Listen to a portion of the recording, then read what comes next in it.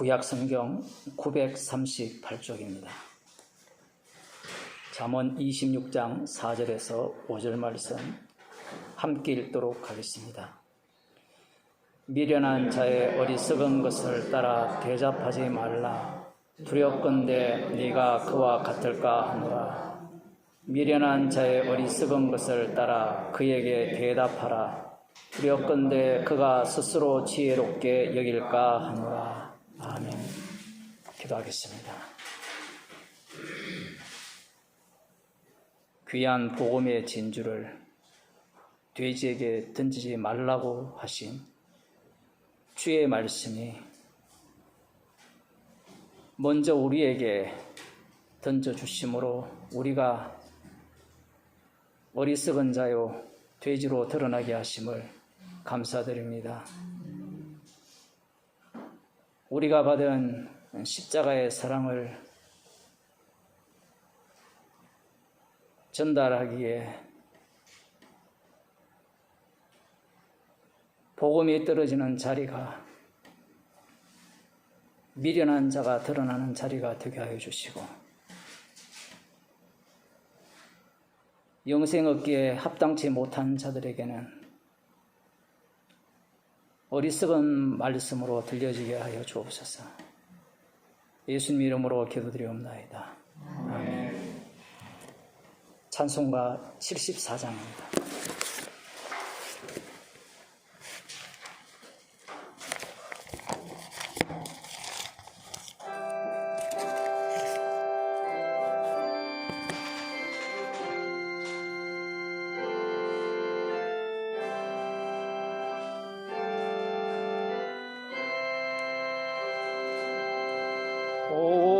오만세 반석이신 내 주제 하나님, 저 창조 이전부터 또 무궁한 세대 한없는 영광 중에 그 보좌 있으니 그 날람 풍파라도 흔들지 못하네. 인생 사는 것이 뜬구름 같으며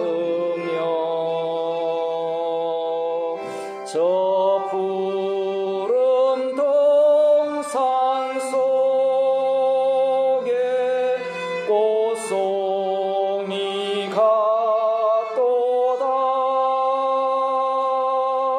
불 위에 이슬 같고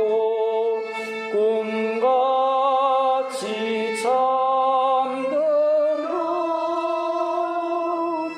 이 세상 모든 영광 곧 사라지도다.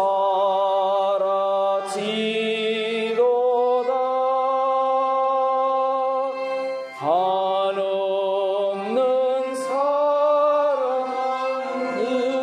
사랑으로 늘 한결같으신 주자비 베푸시고 큰 은혜 내리사 내 평생 짧은 세월 빛나게 살도록 참 빛인 성령으로 날 채워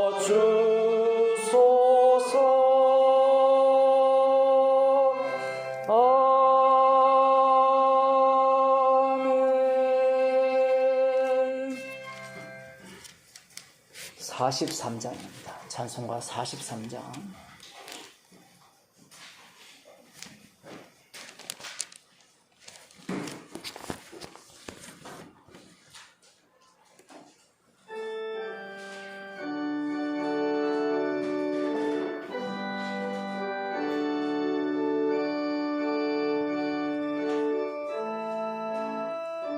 찬송으로 보답할 수 없는 큰 사랑 주님의 영광 할렐루야.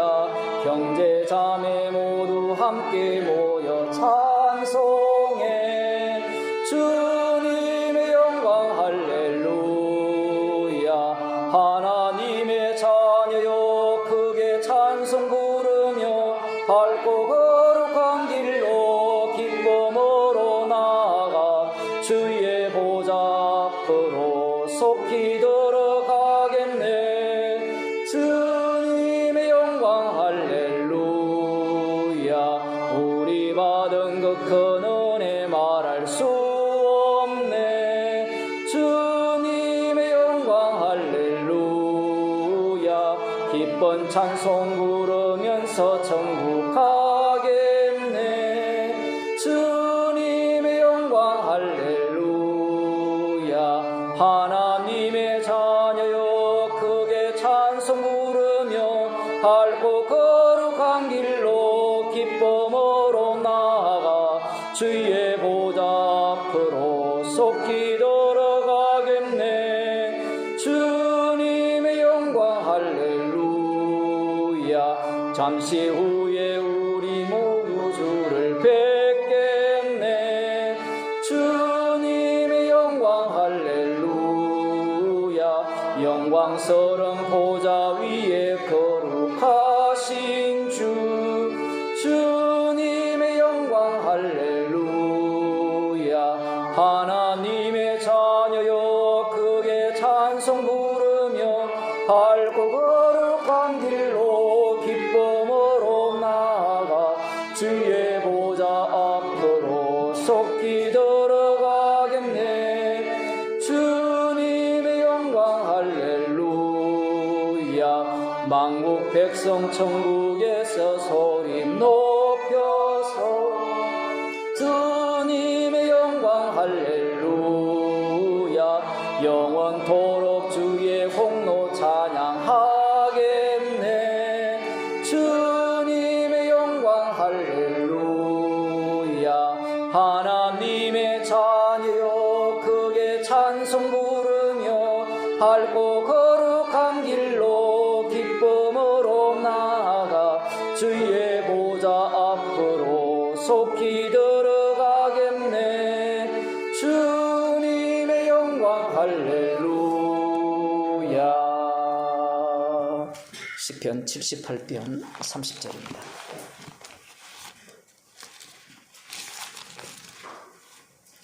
시편 78편 30절에서 39절 말씀을 교독하겠습니다. 구약성경 858쪽입니다.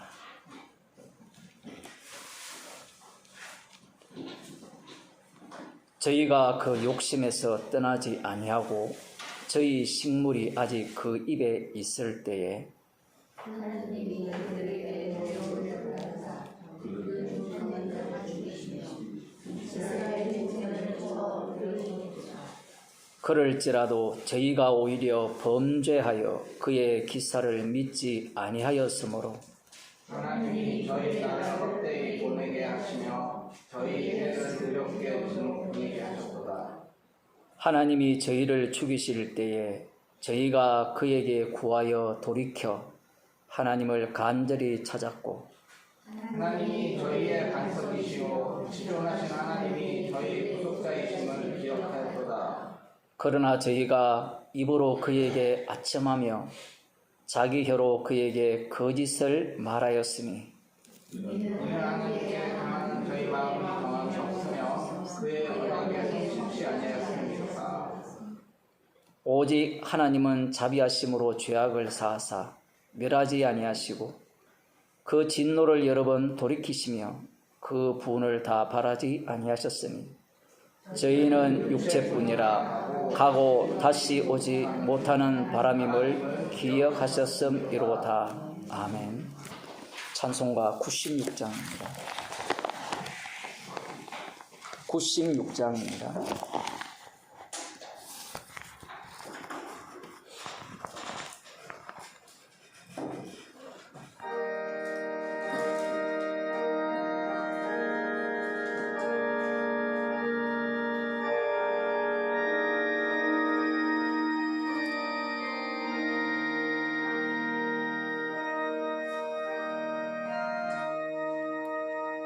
온 세상이 캄캄하여서 참 빛이 없었더니 그 빛나는 영광 나타나 온 세계 빛이었네.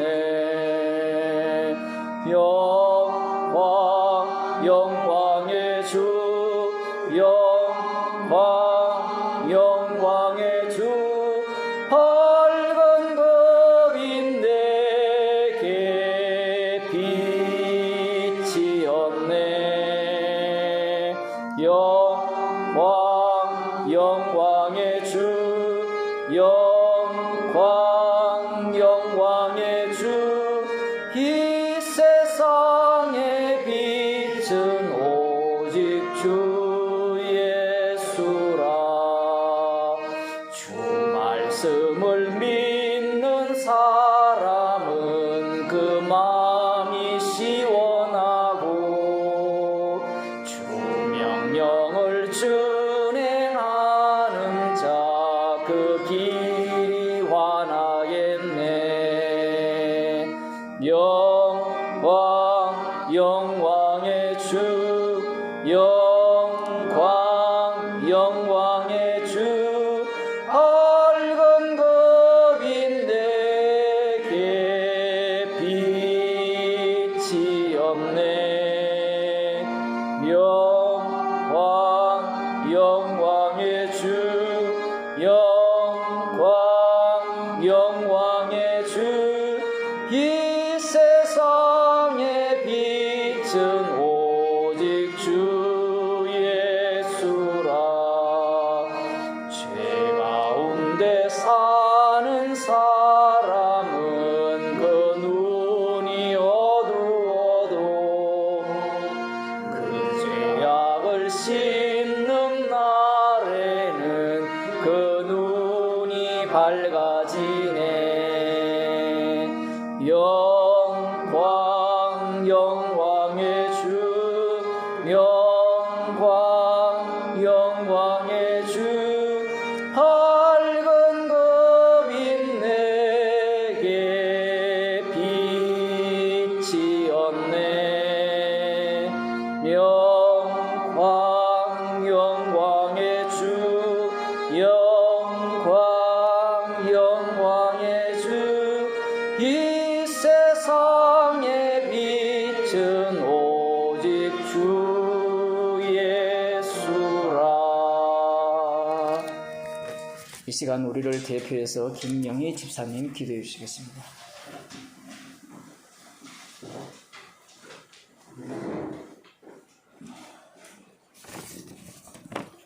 함께 기도드리겠습니다. 한 주 동안 육체 가운데 요동치는 이 세상 권세를 누리다가 오늘 기도를 통해 내 안의 죄가 입 밖으로 쏟아나오는 선물을 주시는 주님께 감사드립니다. 우리의 육적 자아는 더럽고 너무 연약하여 이렇게 죄와 허물로 저주받아 사는 이 세상에서 죽은 삶을 살면서도 끈질기게 나 자신을 놓지 못합니다. 날마다 말씀대로 이끄시는 주님에 의해 십자가를 증거하는 현장 속으로 휩쓸리는 그 순간에도 롯의 아내처럼 뒤돌아서는 진노의 그릇이 아닌 긍휼의 그릇으로 쓰임받기를 원하는 우리는 실족하지 않는 삶을 살 수 있다고 기뻐하는 실족하는 자입니다. 또한 복음을 듣고 주를 믿으면 올무를 피해갈 수 있고 소경임을 깨달으면 온몸이 밝은 눈뜬 자가 될 수 있다는 앙상에 빠진 자입니다. 날마다 말씀을 내 마음에 새겨 더욱더 악마의 본성을 드러내니 어찌하면 좋을지. 화로다 나는 망하게 되었도다. 내가 어찌할 수 없는 구속 안에서 나는 어리석고 쓸모없는 무능자임을 드러내며 이미 이 모든 것을 십자가 안에서 다 이루신 주님의 놀라운 은혜 예수 그리스도 안에서 자유케 하심을 감사드립니다. 이 모든 말씀을 예수님의 이름으로 기도드립니다. 아멘.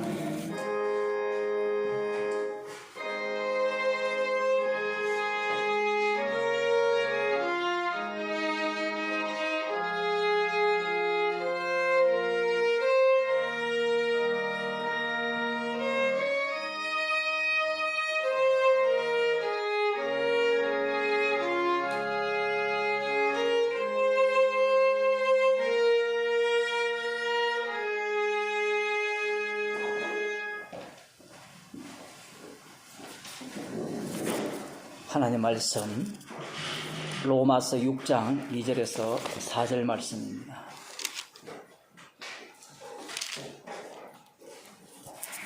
신약성경 246쪽입니다. 제가 읽어드리겠습니다. 그럴 수 없느니라. 죄에 대하여 죽은 우리가 어찌 그 가운데 더 살리요. 무릇 그리스도 예수와 합하여 세례를 받은 우리는 그의 죽으심과 합하여 세례 받은 줄을 알지 못하느뇨.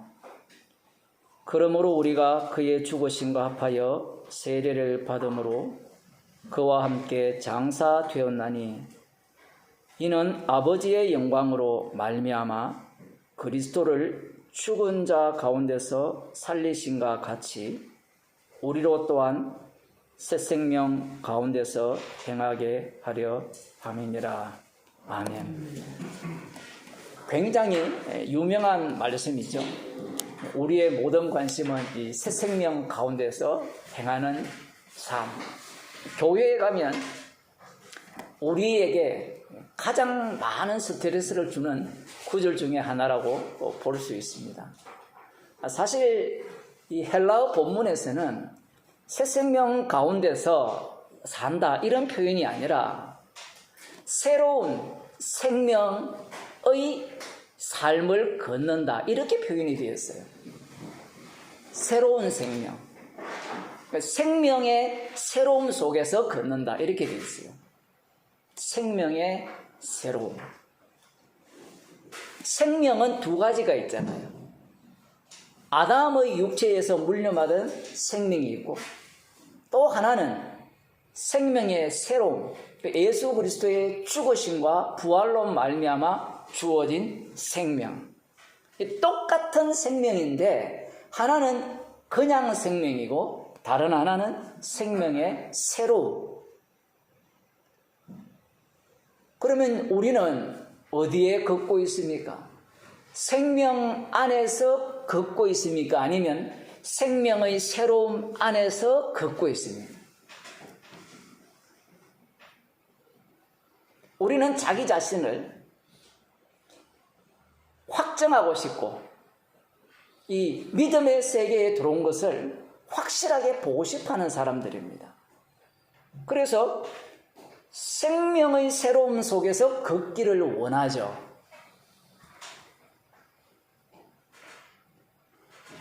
목사들이 이 본문을 갖고 교인들을 갖고 놀기에 가장 좋습니다.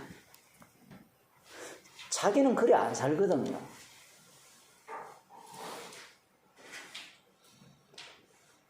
그렇게 살 수가 없어요.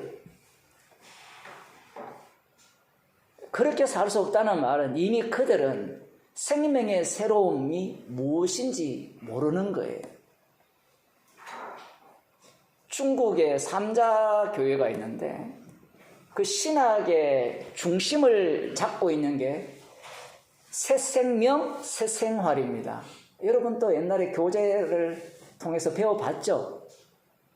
교회 안 다녀봤습니까? 새 생명을 얻었다면 새로운 삶을 살아야 된다. 말은 맞는데 어떻게 사는 것이 새로운 삶이냐? 근본적인 문제는 구원론부터 해결이 안 되죠. 구원론.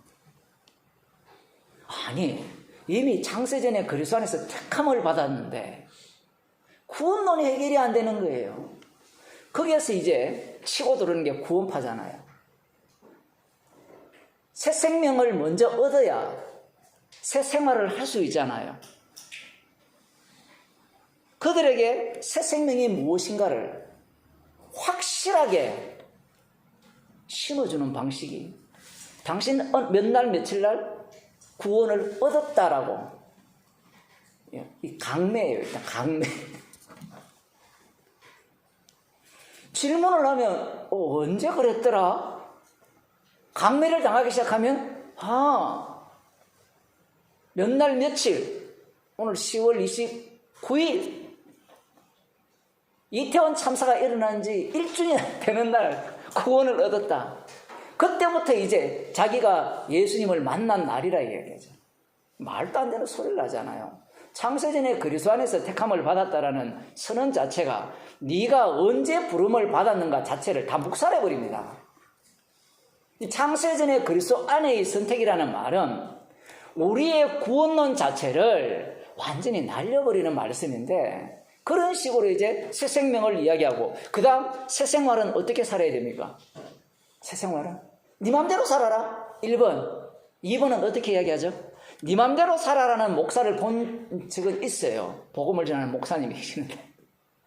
근데 그 말을 못하죠. 왜냐하면 그 말을 하는 순간 뭐가 안 됩니까? 교회가 안 되잖아요. 구원을 언제 얻었다, 새 생명을 얻었다라고 하고 난 뒤에 여기에서 새 생활이 나오잖아요. 그럼 새 생활은 네 맘대로 살아라가 새 생활입니까? 아니면 다르게 말을 해야 됩니까?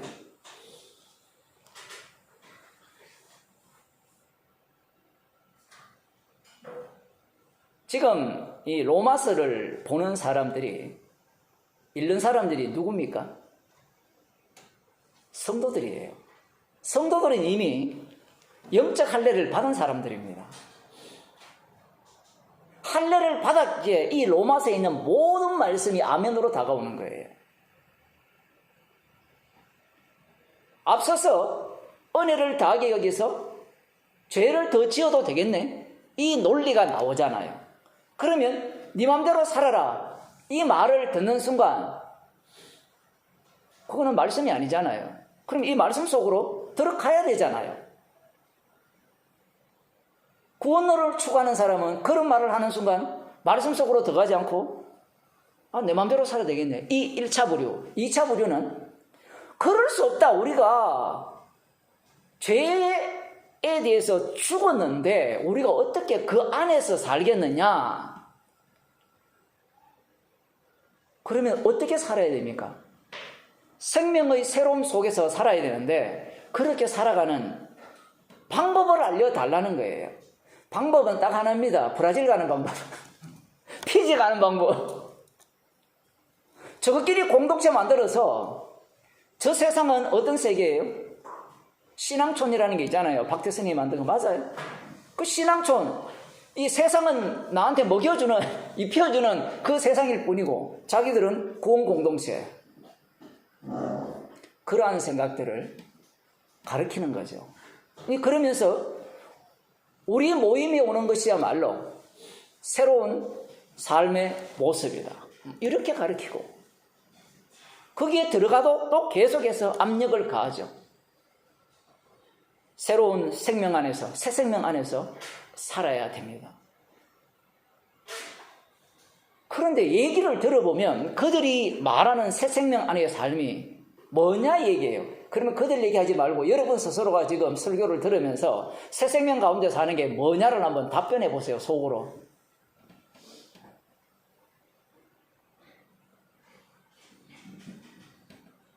성령께서 개입하지 않으면 말씀 자체가 누구 방식으로 해석이 되는가 하면 바리새인과 서기관 방식으로 해석이 돼요.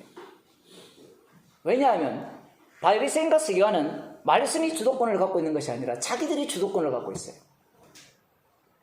그러나 성령을 받은 사람은 주도권을 누가 갖고 있는 거면 십자가이신 주님이 주도권을 갖고 있어요. 말씀의 주도권을 자신이 갖고 있는 사람들은 새 생명 가운데서 산다라고 할 때 그 다음 나오는 질문이 내가 어떻게 살아야 됩니까? 라는 질문을 해요. 나라는 이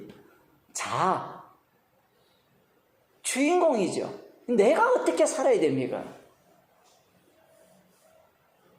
모든 사람의 관심이 거기에 있잖아요. 복음을 전하면 어떻게 살아야 됩니까? 내가 자기가 자신이 주인공이라면 설교자도 마찬가지죠.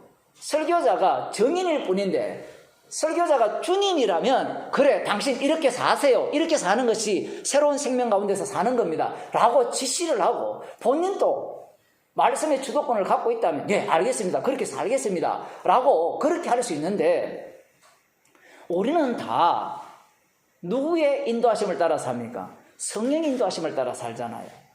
그러면 그런 질문이 없어야 됩니까? 라고 물으면 당연히 질문을 해야 되죠. 질문 안 한다고 그 질문이 없는 게 아니에요. 이 육신이 죽을 때까지 첫째 아담 안에 있는 그 구약 이스라엘 백성들이 쏟아내 놓았던 그 모든 것들을 다 쏟아내게 되어 있어요.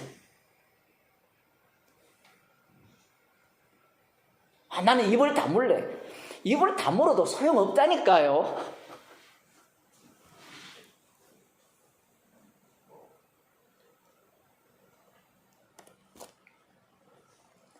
죄에 대하여 죽은 우리가 어찌 그 가운데 살리요? 벌써부터 말씀 자체가 어려워졌습니다. 왜냐하면 앞서서 죄가 단 곳에 은혜가 넘친다라고 할 때 그런 적 우리가 무슨 말 하리요? 은혜를 더하게 하기 위해서 죄에 가하겠느뇨? 라고 말을 했을 때 이 말은 누가 하는 말일까요? 지난 시간에도 얘기했지만 누가 하는 말입니까? 첫째 아담 안에 있는 자들이 하는 말이죠. 그러면 질문, 여러분들은 첫째 아담 안에 있습니까? 둘째 아담 안에 있습니까? 정리를 확실하게 하고 봅시다. 첫째 아담 안에 있습니까? 둘째 아담 안에 있습니까? 어떻게 답해도 엉터리 답입니까?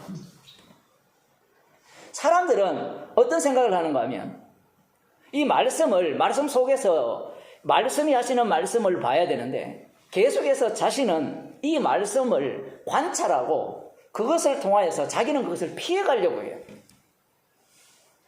둘째 아담 안에 있다. 예수 그리스도 안에 있는 거 맞죠? 성도는 분명히 얘기했습니다.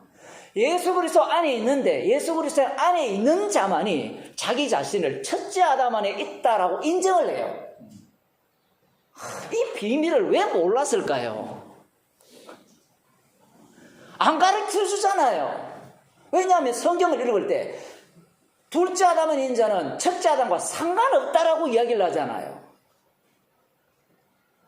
성경이 예수 그리스도를 증거한다 할 때 이 모든 말씀이 누구와 관련되어 있습니까? 예수 그리스도와 관련되어 있다면 이 모든 말씀은 예수 그리스도의 몸된 지체인 성도들, 우리와 관련되어 있지 우리와 다른 그리스도의 몸이 아는 자들은요 이 말씀에 대해서 골라먹기를 해요. 골라먹기. 그게 차이점이에요. 성령 받은 자들은 말씀을 골라먹기가 안 돼요. 왜냐하면 전체가 십자가를 전하기 때문에 어떻게 우리가 골라먹습니까? 그런데 지금까지 신학 자체가 골라먹기를 해왔단 말이에요. 나와 너와 다르다라는 거예요. 나와 너와 다르기 때문에 어떻게 합니까? 죽여버리는 거예요. 상대를. 저는 신천지가 정권을 잡기를 바라는 사람입니다. 잡아야 예수 믿는다를 다 죽일 거 아닙니까? 그래야 비복음으로 드러나거든요. 지금도 신천지잖아요. 사람들이 복음을 그런 식으로 2000년 동안 해석해 왔어요. 구약 이스라엘도 똑같이 해석했거든요. 그 구약 이스라엘과 차이점은 딱 하나 있습니다. 구약 이스라엘은 그럼에도 불구하고 여호와께서 그들 가운데 계셨다는 거예요. 그런데 예수님이 심판조가 되시면 둘로 쪼개버립니다. 쪼개버리면 긍휼의 그릇과 진노의 그릇이 달라져 버려요. 이 긍휼의 그릇과 진노의 그릇이 나누어진다고 하니까 오해를 하는 게 뭔가 하면 너는 진노의 그릇이고 나는 긍휼의 그릇이니까 너는 지옥 가야 돼, 너는 죽어 마땅하다, 이런 논리를 사람들이 펴는데 그러한 신학 자체가 누구의 신학이었습니까? 바리새인과 서기관의 신학이었어요. 유대인들의 신학이었습니다.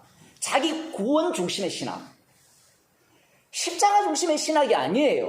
십자가 중심의 신학을 내세우는 순간 편협하다, 정말 성경 자체를 너무 좁게 본다, 이런 소리를 다 듣기 때문에 누구 하나도 거기에 대해서 용기 있게 얘기를 못하는 거예요. 예수님의 피 하나에 온 우주 만물, 이 은하계가 몇 개입니까? 수천억 개, 아는 것만 수천억 개가 있는 인간들이 자기들이 관찰한 그걸 수조개를 해도 아무도 부정 못해요. 왜? 누가 봤습니까? 그걸 누가 봤어요? 지구 같은 행성이 수조 개 있다라고 말해도 과학자들이 믿거든요. 근데 왜 십자가는 안 믿을까요? 그들은 단순히 논리를 이야기하는데 논리의 문제가 아니에요. 그들은 뭘 부정합니까? 영의 세계를 부정하죠. 악령이 그들을 사로잡히기 때문에 그걸 안 믿는 게 아니라 저그들은 안 믿는다는데 못 믿는 거예요.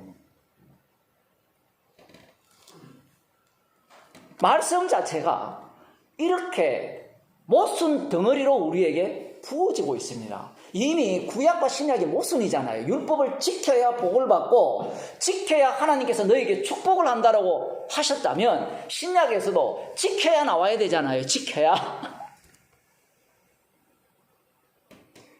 물론 그 말씀을 예수님이 지켜서 성취하는 게 아니고 십자가로 성취를 해버리죠. 지난 시간에도 말씀드렸잖아요. 자꾸 예수님이 율법을 지켜서 율법을 이뤘다는데 지킨 개념 자체도 달라져 버리죠. 지켜라는 말은 아들이 십자가에 달려 죽을 것이다라는 그 내용을 담고 있는 말씀이죠. 여기서도 마찬가지입니다. 아니, 죄에 대해서 죽었으면 더 이상 은혜를 더하기 위해서 죄를 더하자는 말이 나와야 됩니까? 나오지 않아야 됩니까? 여러분 장례식 가보잖아요. 시체 볼 일이 별로 없잖아요. 그죠? 자기 가까운 친족이 아니면. 자, 돌아가신 분한테 일어나라 하면 일어납니까? 뭘 할 수 있는 게 있어요? 없어요?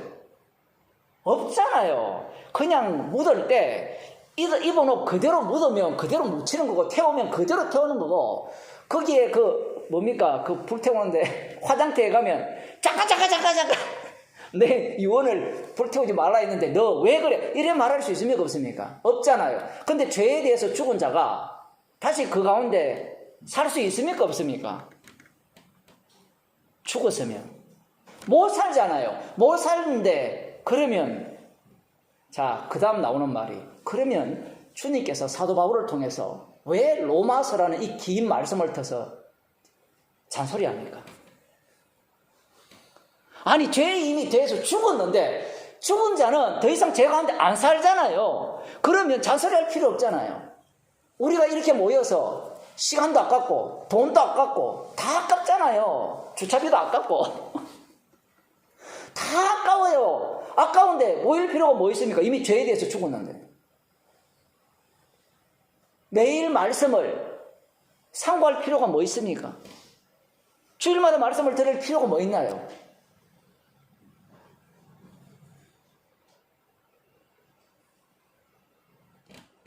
죄에 대해서 죽었다고 할 때는 성도는 실제로 죄에 대해서 죽은 자가 맞아요.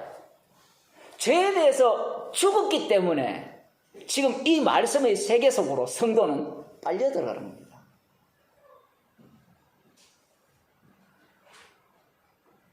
성도는 이미 사망에서 생명으로 옮겼잖아요. 생명으로 옮겼으면 죽음이 왕노릇 해야 됩니까? 안 해야 됩니까? 사망이 왕노릇 해야 됩니까? 아닙니까? 죄로 인하여서 사망이 들어왔잖아요. 그러면 죄 문제가 해결되었잖아요. 그러면 죄 문제가 해결되었다면 사망이 왕노릇 하면 됩니까? 안 됩니까?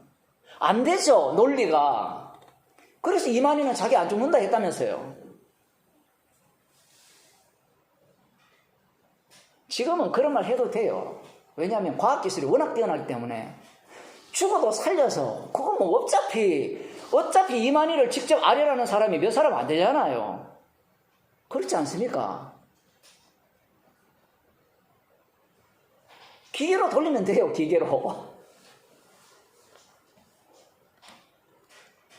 푸틴도 그렇게 움직일지도 모르죠.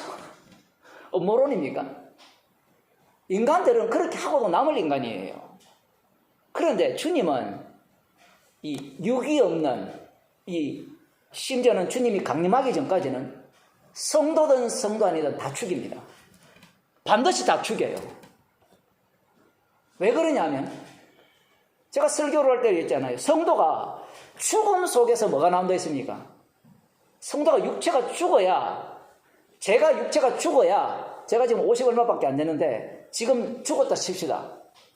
그저께 여기를 안 맞고 여기를 좀 제대로 맞아가 죽었다 칩시다. 그러면 사람들이 뭘 하겠어요?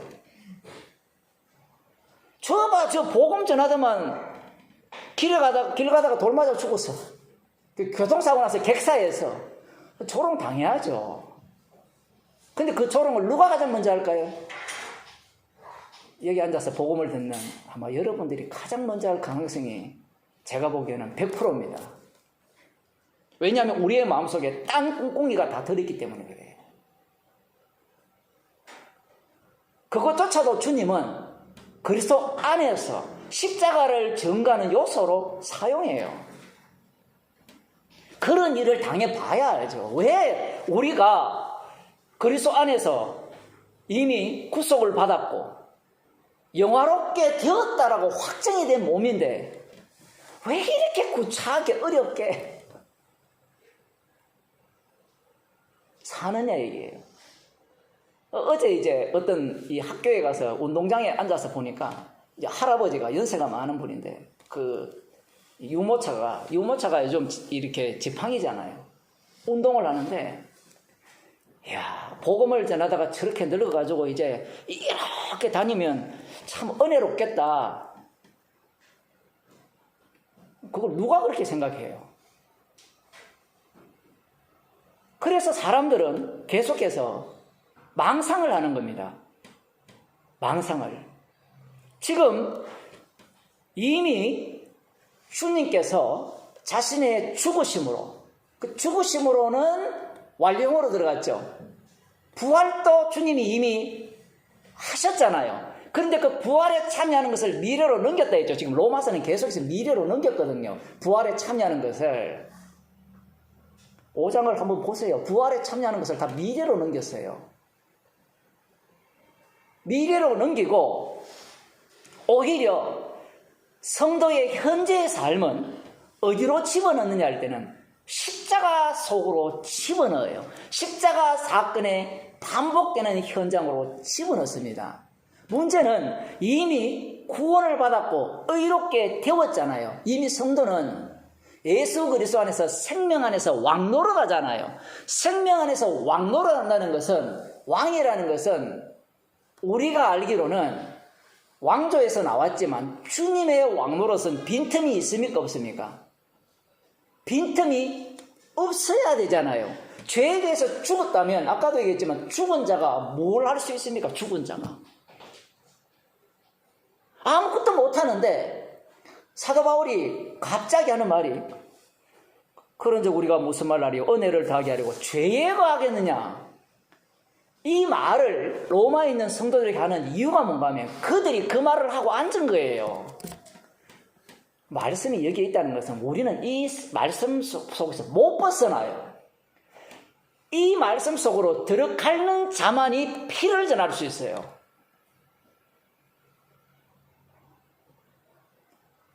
그러면 사도 바울이 그 다음 하는 말이 그럴 수 없다 하거든요. 죄에 대해서 죽은 자는 그럴 수 없다라고 하면, 지난 시간에 얘기했듯이 그 다음 나오는 게 뭐예요? 앞서도 질문이 행위였고 뒤에서도 행위가 나올 거 아니에요. 한번 봅시다. 어찌 그 가운데 더 살리오? 말씀이라는 것이 영의 말씀이라 했죠. 영의 말씀은 무엇을 담고 있습니까? 육의 말을 담고 있어요. 육의 언어를 담고 있습니다. 그 육의 언어를 담고 있으면서 말씀이 주어지게 되면 육으로 해석하는 모든 것들이 악마적 해석임을 다 들추어 내게 돼 있어요. 더 살리오. 어찌 그 가운데 더 살리오 라고 할 때 사람들은 그래, 이제는 우리는 어떻게 살아야 되겠나? 벌써 보세요. 이미 안 살아야 되잖아요. 벌써 그 말 자체도 엉터리라는 얘기입니다.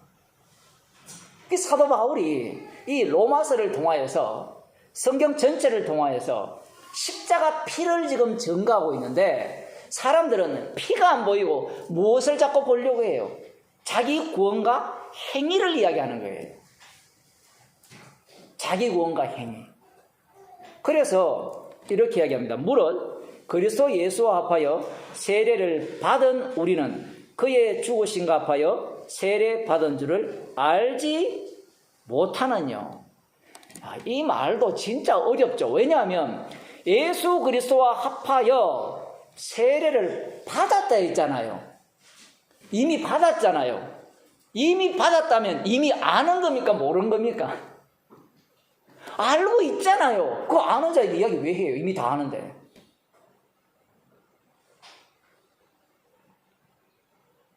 예수 그리스도 합하여 세례를 받았다는 거예요. 누가? 우리는.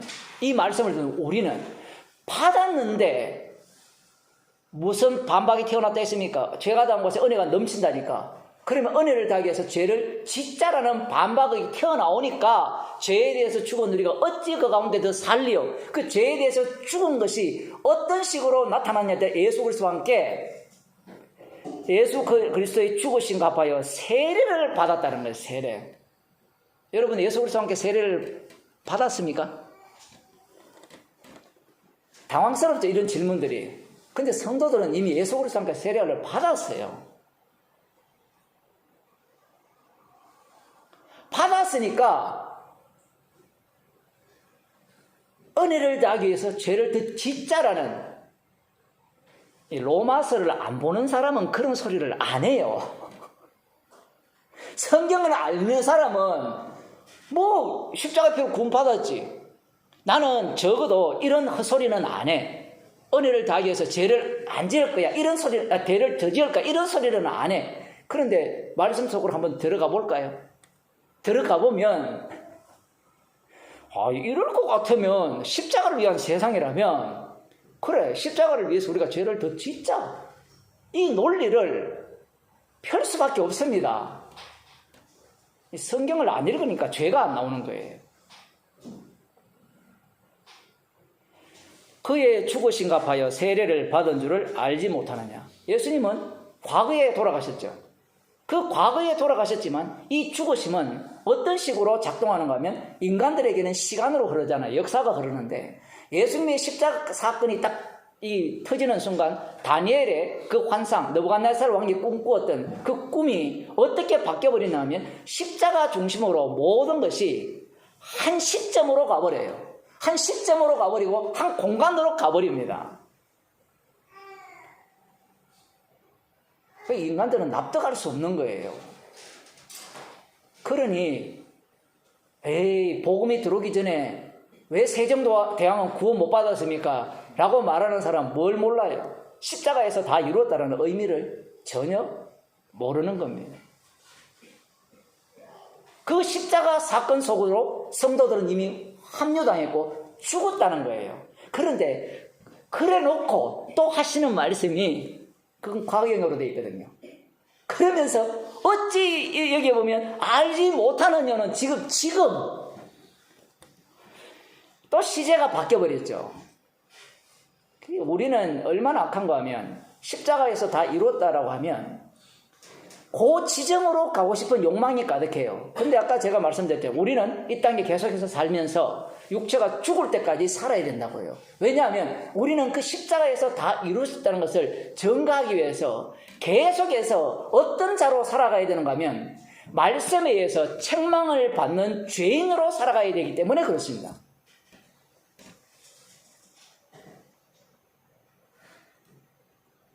그의 죽으신 값하여 세례받은 줄을 알지 못하느냐. 자, 세례가 뭐냐라는 거예요. 세례. 이 세례가 왜 어려우냐라고 하면, 자, 잘 보세요. 그의 죽으신 값하여 세례를 받았다 했을 때 여러분 그 경험이 있습니까 없습니까? 물세례는 받았잖아요. 그죠? 물세례 받을 때 성령 세례가 동시에 임했습니까? 우리 집사님 어때요? 여기에서 이제 갈등이 생기는 거예요. 여기에서. 왜? 이 사도행전을 보면 물세례를 줄 때 성령이 동시에 임하는 경우도 있고요. 그런데 물세례를 주는 것과 성령 세례가 시제를 두고 시간 차이를 두고 다르게 임하는 경우도 있는 거예요. 하나님께서 좀 일을 하실 때 물세례 줄 때마다 성령 세례가 팍팍 임하면 성경 해석하는 것도 얼마나 쉽습니까? 목사들이 그걸 원하잖아요. 자기가 물세례 줄 때 성령 세례가 확 임하는. 근데 성령 세례가 사도행전에는 임하는 것은 눈으로 보였지만 그 이후부터는 보이지 않아요. 보이는 건 뭐밖에 없는가 하면 물세례밖에 없어요. 물세례밖에 없어요. 먼저 마태복음 3장을 보면 예수님께서 세례 요한이 물세례를 주는 그 내용이 나오는데 3장 6절입니다. 5절부터 이때에 예루살렘과 온 유대와 요단강 사방에서 다 그에게 나와 자기들의 죄를 자복하고 요단강에서 그에게 세례를 받더니 물세례를 받았어요. 그러니까 물세례를 받았을 때 성령이 임했습니까? 안 임했습니까? 임하지 않았죠. 그런데 물세례 받은 자들의 특징이 뭐냐면요, 이 세례요한이 뭐라고 얘기합니까? 회개에 합당한 열매를 맺으라 이야기하죠. 자, 물세례 받아오는 사람들이 자기 죄를 자기가 알아요? 몰라요? 알죠? 아니까 물세례 받으러 올 거잖아요. 바리새인과 서기관은 물세례 받으러 안 갑니다. 왜? 회개할 죄가 없기 때문에 그래요. 임박한 진노를 누가 피하라더냐? 그래서 물세례를 받으러 온 이후에 물세례 받는 그들에게 회개에 합당한 열매를 맺어라. 속으로 아브라함 자손이라 하지 말라. 물론 이것은 바리새인과 사두개인들에게 하는 말씀인데 이걸 그대로 돌려버리면 누구에게 하는 말씀이에요? 세례 받는 자에게 하는 말이에요. 우리가 어떻게 할까 묻잖아요. 그러면 군인들은 넉탈하지 말고 그런 회개에 합당한 열매들을 세례 요한이 이야기를 하거든요. 그래, 물세례는 사람이 할 수 있습니까? 없습니까? 줄 수 있고 세례에 합당한 열매도 사람이 맺을 수 있죠. 그게 지금 물세례입니다. 그 물세례의 한계가 뭐냐라고 하면 자기의 죄를 깨닫는다라고 표현할 수도 있고 자기의 죄를 알고 회개를 하는 거예요. 마치 술 마시는 사람이 술 안 먹고 마누라를 계속 때리는 사람이 안 때리고 그러한 사람이 그런 모습으로 보이는 걸 세례에 합당한 열매라 할 수 있는 겁니다. 그러니까 오늘날 뭐 회개했다라는 말이 다 거짓말이라는 거예요. 그게 세례 요한의 외침인데 이 세례 요한의 외침이 예수님 속으로 들어가게 돼요. 물세례가. 그래서 예수님에게 세례 요한이 물세례를 줄 때 그 물세례를 받고 올라올 때 성령이 임하죠. 그 물세례에 플러스 뭐가 됐습니까? 성령 세례가 된 거예요. 그리고 여기에 하나가 더해집니다. 이 마태복음 3장 11절에 보면 세례 요한이 예수님을 이렇게 소개하죠. 나는 물로 세례를 주거니와 내 뒤에 오시는 이는 나보다 능력이 많으시니 나는 그의 신을 들기도 감당치 못하겠노라. 그는 성령과 불로 너희에게 세례를 주실 것이요 라고 하거든요. 성령과 불. 성령은 눈에 보입니까? 안 보입니까? 안 보이죠. 불은 눈에 보입니까? 안 보입니까? 보이죠. 물은 보입니까? 안 보입니까? 보이죠. 그런데 어떤 사태가 벌어지는가 하면, 자, 예수님이 지금 물세례 받고 올라오실 때 불세례를 받았습니까? 못 받았습니까? 너무 어렵죠. 불세례 받았어요? 못 받았어요? 못 받았죠. 성령 세례만 받았습니다. 세례관이 내 뒤에 오시는 분이 불과 성령으로 세례를 준다 할 때 성령과 불세례는 반드시 그것을 받은 분만이 줄 수 있어요. 예수님이 성령 세례도 받아야 되고 불세례도 받아야 돼요. 왜냐하면 성령 세례와 불세례를 받은 분이, 물론 물세례까지 합쳐져야 돼요. 이걸 받은 분이 심판주가 되기 때문에 그래요. 불세례 없는 성령 세례, 그런 분은 심판주가 못 됩니다. 왜냐하면 불세례가 없어버리면 주의 자리가 바뀌어지지 않아요. 불세례가 없으면 계속해서 여호와가 심판주가 됩니다. 좀 어렵죠. 그런데 불세례를 받게 되면 예수님이 심판주가 돼요. 심판주가 됨으로 말미암아 그 심판주가 되신 예수 그리스도를 통하여서 예수 그리스도의 아버지, 유대인이 믿는 하나님이 아니라 예수 그리스도의 아버지가 진짜 주가 되는 거예요. 그래서 그 주님에게 가는 길은 예수님 뿐이에요. 그래서 예수님께서 누가복음 12장 50절에 이런 말씀을 합니다.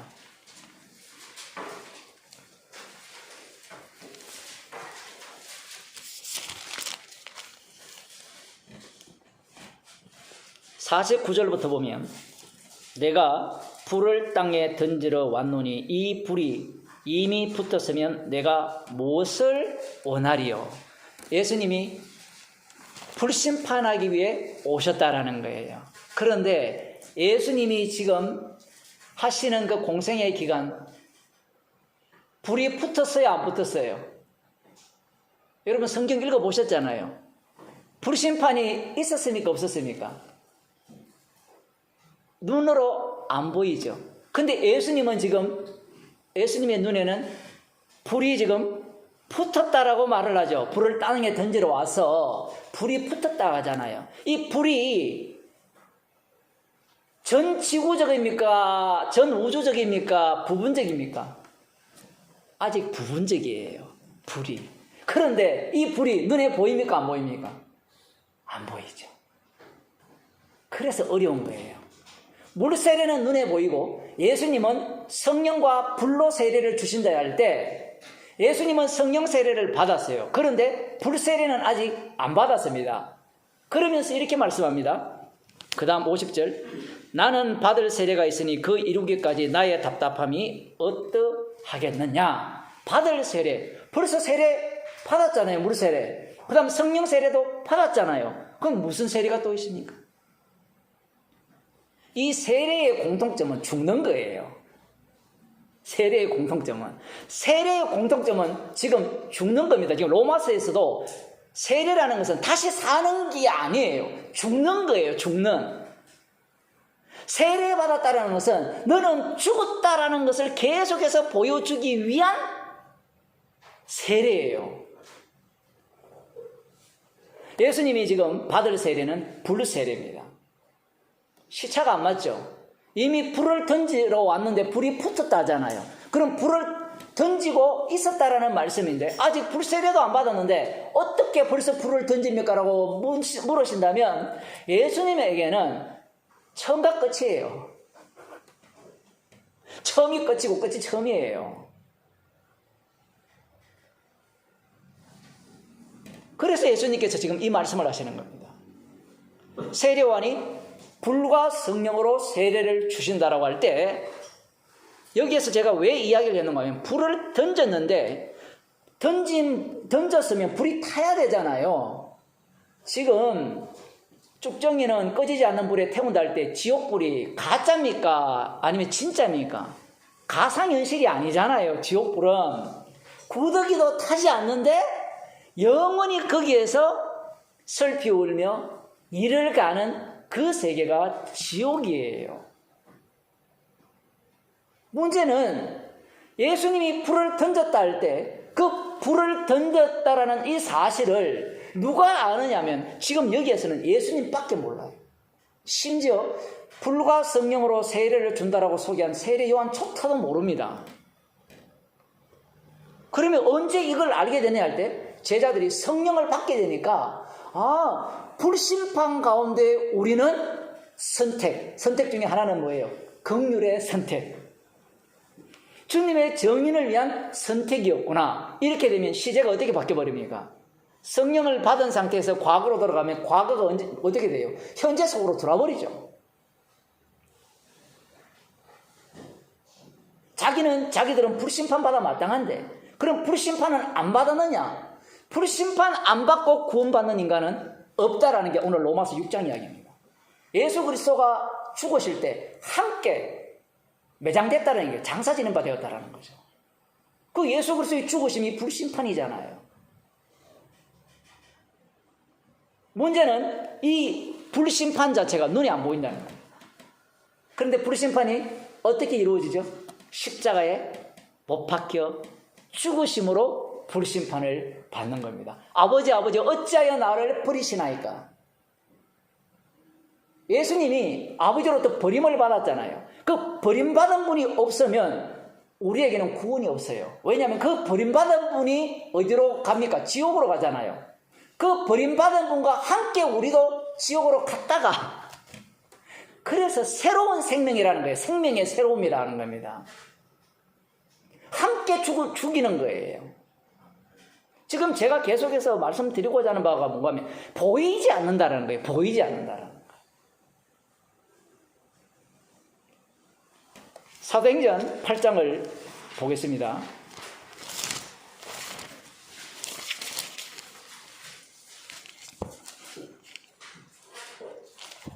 계속해서 지금 반복해서 보는데 여기에 보면 마술사 시몬이 등장을 하죠. 이 사도행전 8장이 성경을 해석하는 데 있어서 굉장히 중요한 내용이에요. 마술사 시몬 이 대목이. 왜냐하면 여기에 보면 세례와 성령 세례가 따로 기록되어 있기 때문에 그래요. 문제는 그 다음부터 가게 되면 물 세례로 끝나버려요. 이게 어려운 겁니다. 계시가 완성되고 난 뒤부터는 물 세례로 끝나버려요. 물 세례 받고 그 다음 또 누가 괜찮은 뭔가 지도자가 와가 안수를 하니까 성령 세례가 임하는 이런 내용이 없어요. 왜냐하면 계시가 완성이 되면 보이는 것들은 다 제거해버립니다. 놀라운 것은 보이는 모든 요소들은 뭘로 다 바뀌어버립니까? 말씀으로 바뀌었잖아요. 우리는 언어로 바뀌었다 이렇게 하는데 글로 바뀌었다 하는데 글로 바뀐 게 아니라 말씀으로 바뀌어버렸습니다. 놀랍지 않나요? 빛이 있으라 할 때 여러분 그거 지금 봅니까? 그 세계가 모든 게 말씀으로 다 바뀌었어요. 여기에 보면 빌립 집사님이 복음을 전하는데 이 사마리아에 가서 복음을 전하는데 이들이 이 빌립 집사가 하는 말도 듣고 행하는 표적도 보았습니다. 표적이 없었으면 얼마나 좋겠어요. 그런데 반드시 여기에서는 표적이 개입돼야 돼요. 개입돼야 나중에 이제 계시가 완성되고 난 뒤에 말씀만 이야기하면 어떤 인간들이 등장하는가 하면 표적을 보여라고 이야기해요. 반드시 그렇게 나오거든요. 이렇게 기록됨으로 말이에요. 근데 이미 여기에서는 표적을 보고 믿는 것이 믿음이 아니라는 것을 요한복음에도 얘기하고 여기에도 똑같이 이야기를 해요. 표적 보고 믿는 것은 믿음이 아니에요. 그러면 진짜 믿음은 어떤 믿음이냐 할 때는 성령을 받아서 믿는 믿음이 진짜 믿음이에요. 그런데 성령은 내가 원한다고 받을 수 있습니까? 안 되죠. 방금 표적을 보고 믿겠다라는 것은 나로부터 출발해서 내가 근거를 보고 믿겠다라는 태도잖아요. 그런데 성령은 내가 믿고 싶다 해서 믿을 수 있습니까? 없습니까? 없죠. 주님이 택하잖아요. 일방적으로 성령을 부어주잖아요. 말과 표적을 보고 이 사마리아 많은 사람들이 일심으로 한 마음이 되었어요. 그의 말하는 것을 쫓았어요. 이렇게 하니까 하나가 된 거잖아요. 그러면 이들 머릿속에는 무엇이 들어있는가 하면 겉으로는 하나인데 속은 두 개예요. 둘로 쪼개지죠. 지금 이 사도행전 8장에서 그걸 보여주는 겁니다. 나중에 복음이 전파되면 표시가 안 나요. 왜냐하면 모두가 다 물세례 받거든요. 물세례 받는데 그 물세례 받은 자들을 어떻게 쪼개버리는가 하면 말씀이 쪼개집니다. 말씀으로 인해서 쪼갭니다. 로마서에도 나오거든요. 10장인가 거기 가면 사람들이 뭘 원합니까? 기적을 원하거든요. 그 하늘에 올라가서 주님 데리고 오려고 하고 땅에 내려가서 주님 다시 이 십자가와 이 부활을 지금부터 다시 해놔라 이게 보여달라는 거죠. 그런 기적을 요구하거든요.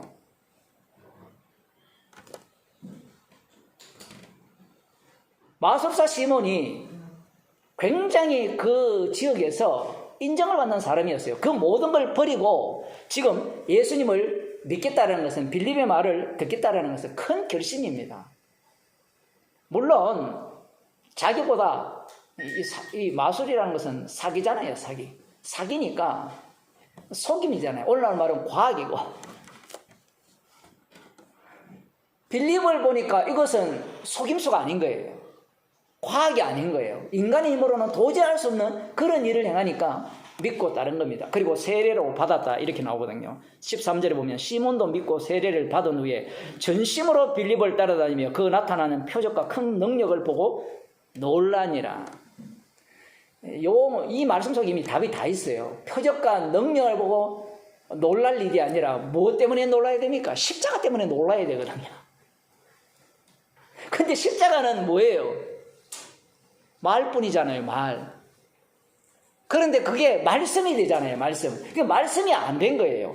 말씀이 안 되니까 십자가 자체가 무엇으로 들립니까? 그건 이론이고 눈에 보이는 것은 표적. 그러한 능력 중에 하나가 그거죠. 회개하는 능력. 복음을 들었는데 막 회개하더라. 그것도 능력으로 보이는 거예요. 육에 속한 자는. 그런데 예루살렘에서 사도들이 와서 안수를 하니까 성령을 받습니다. 그 성령 세례가 여기에 보면 눈에 가시적으로 보였던 세례입니다. 지금 여기에서는 마치 예수님이 세례를 받을 때 비둘기같이 내려오듯이 성령의 세례를 두 눈으로 목격한 거예요. 보이게 하신 거예요. 보이게 하셨는데 문제는 한번 봅시다. 예수님이 십자가에 못 박히는 것이 뭐였습니까? 불세례였죠. 그죠? 그러면 성령 세례가 눈에 보이는 그들이 보기에 가시적으로 야 이건 정말 성령 세례다 할 때 그 성령 세례 받은 자들의 공통점이 무엇이냐 하면 십자가에 못 박힌 예수 그리스도가 주님임을 증거해요. 십자가에서 다 이루심을 증거하는 거예요. 그런데 마술사 시몬은 거기에 관심이 없어요. 성령이 가시적으로 임하는 데 관심이 있는 겁니다. 그걸 보고 뭐라고 하는지 잘 봅시다. 본문에 이렇게 이야기합니다. 19절 가로되 돈을 들여 성령으로 받는 것을 보고 돈을 들여 가로되 이 권능을 내게도 주어 누구든지 내가 안수하는 사람은 성령을 받게 하여 주소서 하니. 이 말이 굉장히 중요합니다. 지금 마술사 시몬은 자기가 성령 받았다고 생각할까요? 안 받았다고 생각합니까? 받았다고 생각하잖아요. 지금 성령을 달라고 하는 게 아니에요. 지금 나도 안수하여 내게도 내가 누구든지 안수하는 사람은 성령을 받게 해달라고 요구를 해요.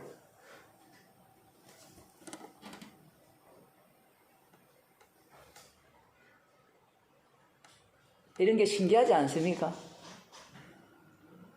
물세례를 받았기 때문에, 믿기 때문에 자기는 성령 세례를 받았다라고 생각을 하는 겁니다.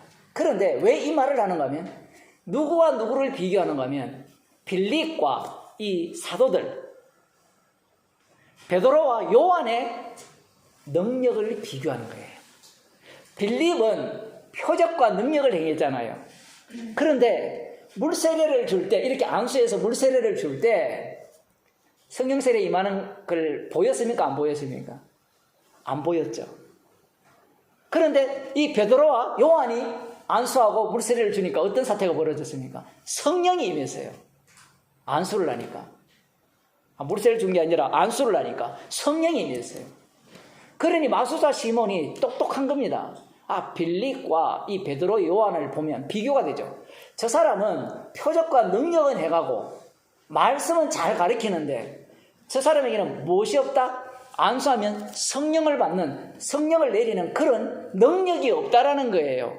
그러면 자기를 어느 수준에까지 끌고 올라갑니까? 빌립 수준까지 끌고 올라가는 겁니다. 자기도 이미 성령 세례 받았는데 나는 진짜 갖고 싶은 게 뭔가, 이제 베드로와 요한이 안수하여 성령 세례를 받는 걸 보니까 그 능력을 갖고 싶은 거예요. 그 능력.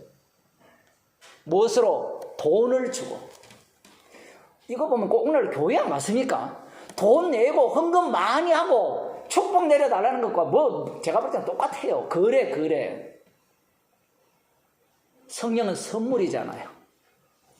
그 은혜를 지금 이 본문이 어려운 게 이 마술사 시몬이 어떻게 되었다라는 결론이 없어요. 열린 결말을 내놔버리기 때문에 그게 어려운 거예요. 이 본문은. 이렇게 하면 이제 설교자는 쉽죠. 열린 결말이니까 두 가지를 다 끌고 올 수 있는 겁니다. 지금 사도 이 베드로와 요한이 그에게 이렇게 이야기하죠.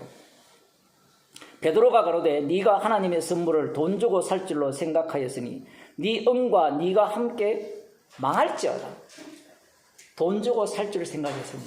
그러면 이걸 보게 되면 지금까지 마술사 시몬은 빌립의 세례를 받고 자기가 하던 모든 것들은 버려두고 쫓은 그 목적이 드러나는 거예요. 탐심이. 제가 지난주도 이런 설교를 한 것 같은데 탐심이라는 것이 언제 드러나느냐 할 때는 목사가 복음을 자기가 아무리 잘 전해도 십자가를 전하다가 이런 거죠. 교인 수가 1000명이 되었다. 획가당하는 거예요. 그걸 뭐라고 하는 거면 이 창세전에 택함 못 받은 자가 책망받을 절호의 기회인데 그건 우리가 할 수 있는 일이 아니기 때문에 지금 이 사람 마음속에는 돈을 주고 선물을 돈을 주고 살 줄로 생각한 거예요. 이건 뭔가 하면 믿었다라는 것도 다 자기가 믿은 거예요. 자기 쪽에서 들어간 겁니다. 나중에 이 사람이 이러한 것들을 없애달라고 22절 볼까요? 21절 보면 하나님 앞에서 네 마음이 바르지 못하니 이 도에는 네가 관계도 없고 분깃될 것도 없느니라 확정해버립니다. 이게 사랑이에요. 복음도 모르는데 모르는 사람에게 그래도 좀 더 교회 나와보시고 그래도 들어보시고 그러면 믿지 않겠습니까? 아예 대놓고 베드로는 뭐랍니까? 관계 없다라는 거예요. 이 관계 없다라는 이 말이 복음을 들을 절호의 기회예요. 설득과 납득시키는 게 아닙니다. 맨날 관계가 좋으면요 복음을 제대로 전하면 아까도 잠언서 하면서 기도를 했지만 이 미련한 자에게는 이 복음 자체가 그 미련한 자를 돼지로 만들기 때문에 돼지로 이렇게 반응을 안 한다면 우리가 복음을 좀 잘못 전했다고 생각하시면 물론 성령께서 그렇게 하셔야 되는데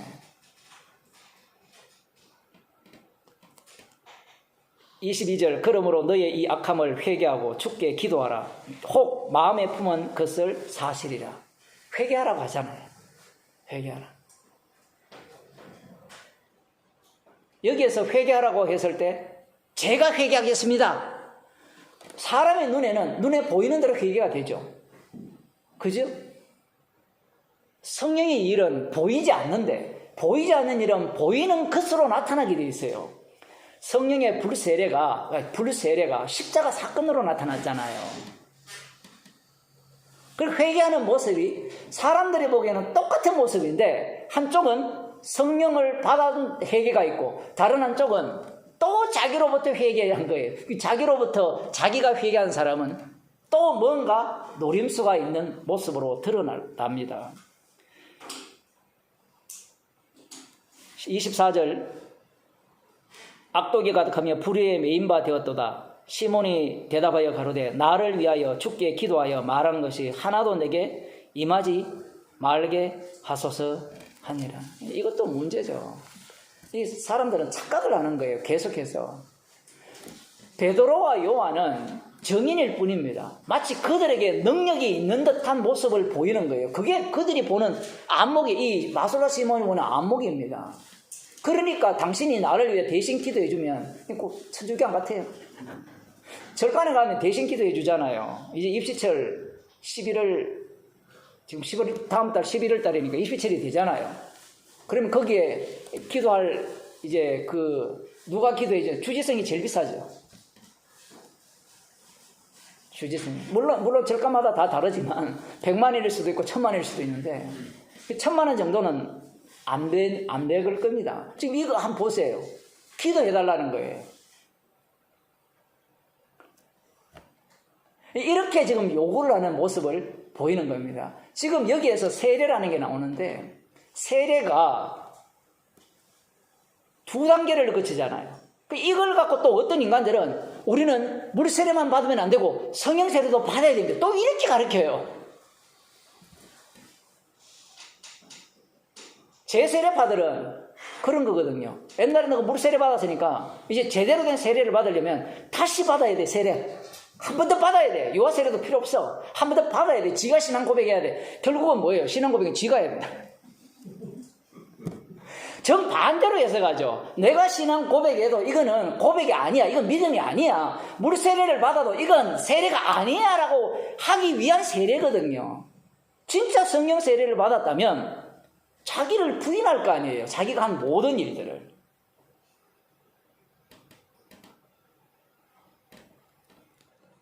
지금 이 이야기를 하는 이유가 지금 로마서에서 다시 봅시다. 로마서 6장으로 가면 이미 이들은 그리스도와 함께 죽으신가 하여 세례를 받은 줄로 알지 못하느냐. 받았다는 얘기예요. 그리스도와 함께 그의 죽으신가 하여 세례를 받은 자에게만 이 말씀이 아멘으로 들어가는 거예요.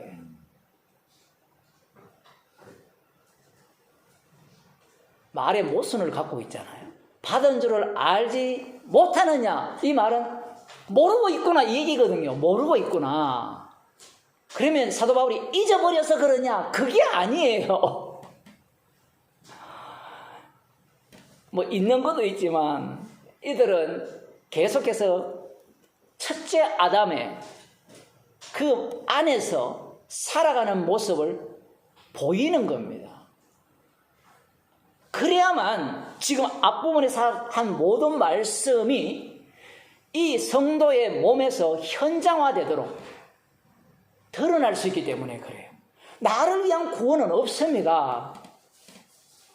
믿음으로 의롭게 되었으니까 나 이제 구원받았어. 그게 아니라 이 말씀의 세계 속으로 들어가서 우리도 이 말씀을 들어야 돼요. 예수 그리스도의 죽으신가 하여 세례받은 줄을 알지 못하느냐? 예, 저 알지 못했습니다. 난 그거 알아요. 수상해요. 난 그거 알아요 하는 것은. 그럼 이 말씀은 필요 없는 사람이에요. 말씀을 주야로 묵상하면 어떤 사태가 벌어지는가 하면 십자가의 사랑이 깊이 속으로 들어가요.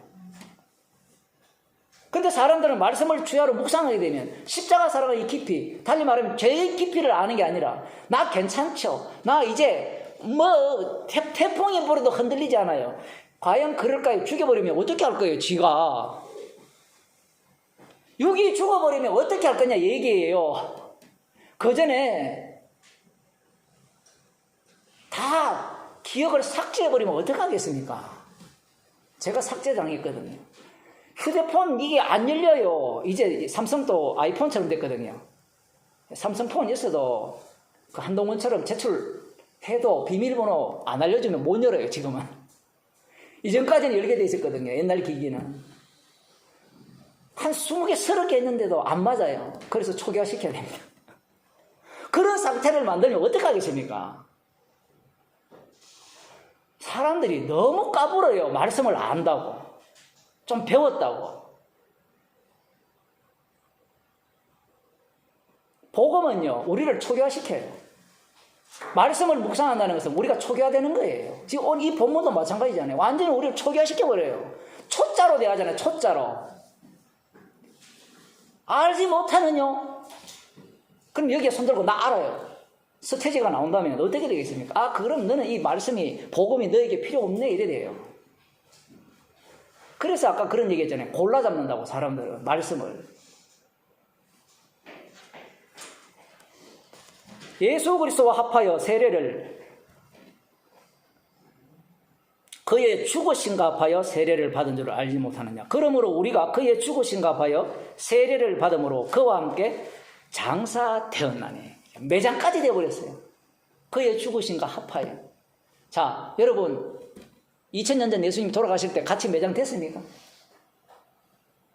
자, 이게 눈에 보이지 않죠. 믿음의 세계예요. 그래서 아까 제가 그 얘기를 한 거예요. 성령 세례를 이야기할 때, 불세례를 이야기할 때 보이지 않는데 불세례고요. 예수님이 십자가에 달려 죽으심으로 말미암아 그 불세례가, 다른 사람은 그냥 십자가에 못 박혀 죽었다는 겁니다. 그런데 성도들에게는 주님 입장에서는 불세례 받은 거예요. 불심판 받은 겁니다.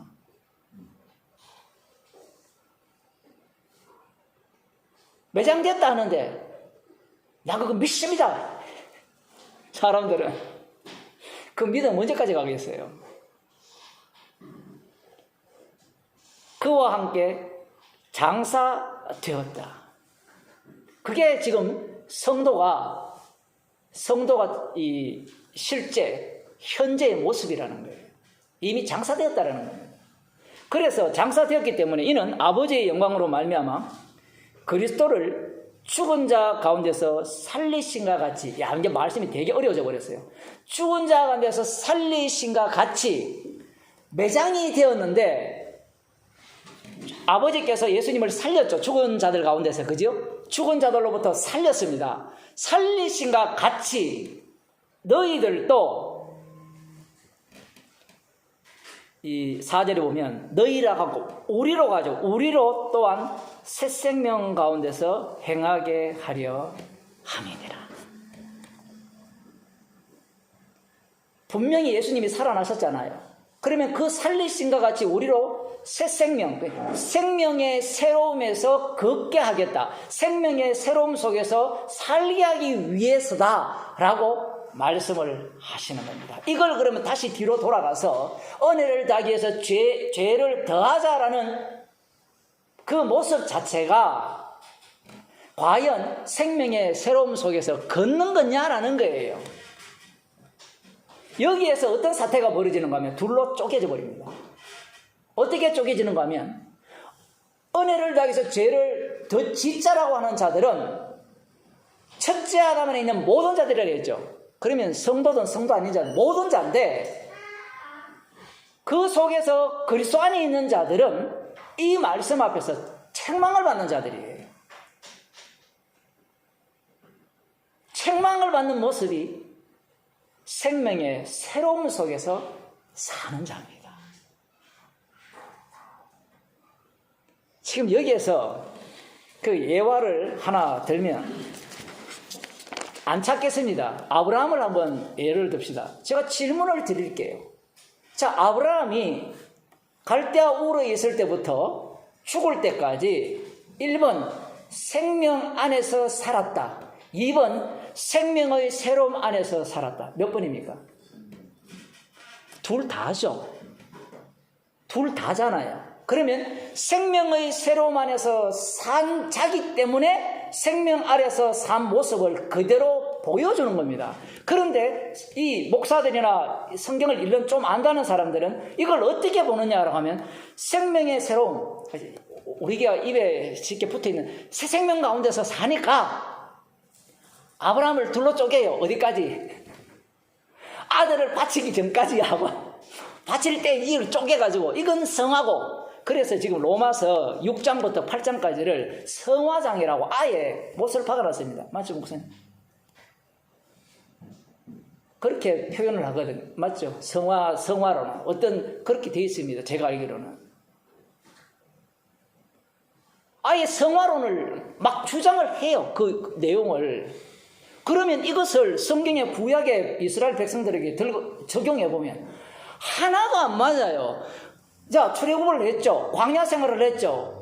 그죠? 홍해를 건너서 광야를 했죠. 그러면 얻어 터질 만큼 얻어 터졌으면 요단강을 건너서 어떻게 살아야 돼요? 1번 소견에 옳은 대로 살아야 된다. 2번 정신을 차리고 말씀대로 살아야 된다. 몇 번입니까? 소견에 옳은 대로 살았거든요. 그러면 사사기를 볼 때 어떻게 봐야 됩니까? 방금 아브라함을 이야기했지만 사사기를 보면 어떻게 봐야 되죠? 1번 생명 안에서 살았다. 2번 생명의 새로움 속에서 살았다. 몇 번입니까? 또 2번이라 해야 되는데 2번 안에 1번이 들어있죠. 우리가 말하는. 그래서 3번이 있어야 되죠. 새 생명 안에서 살기 때문에 생명 안에서 살았다. 이게 3번인데 답은 인간은 이 양자 역학의 세계에 하나를 선택할 수밖에 없어요.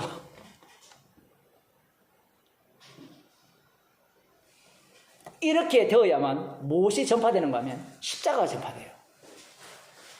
구원을 논한 게 아니에요. 왜냐하면 예수님 자신이 분명히 말씀하셨습니다. 성령이 임하면 땅끝까지 이르러 내 정인이 되리라. 그 말씀은 다 알잖아요. 내 정인이 되리라. 너 구원하리라. 이 얘기가 아니잖아요. 내 정인이 되게 하기 위해서 주님은 우리를 어떻게 만듭니까? 끝까지 우리를 부정하도록 만들어요. 마지막에는 우리를 죽여버립니다. 우리를 죽여버립니다. 때로는 침에 걸리기 위해서 삭제해버리고요. 그런 식으로 주님이 우리를 안개와 같은 인생으로 덜의 풀처럼 말씀 되신 분이 예수님이니까 그분만을 남기도록 우리를 살아가게 하시는 겁니다. 기도하겠습니다. 하나님 아버지, 새로운 생명 가운데 살고 있기에 말씀을 통하여 책망받게 하시고 십자가를 밝히 보게 하심을 감사합니다. 주께서 저희들을 날마다 긍휼히 여기셔서 십자가만 자랑하는 주의 백성이 되게 하여 주시고 말씀의 책망 가운데 주님의 십자가의 사랑의 깊이를 알아가는 주의 백성이 되게 하여 주옵소서. 주 예수 그리스도의 은혜와 하나님 아버지의 크신 사랑과 성령의 교통하심이 예수 그리스도와 함께 그의 죽으심과 함께 매장된 자로서 그 부활에 참여한 자로 생명의 새로움 속에서 그네일 길을 소원하는 주의 백성에게 축원하옵나이다. 아멘.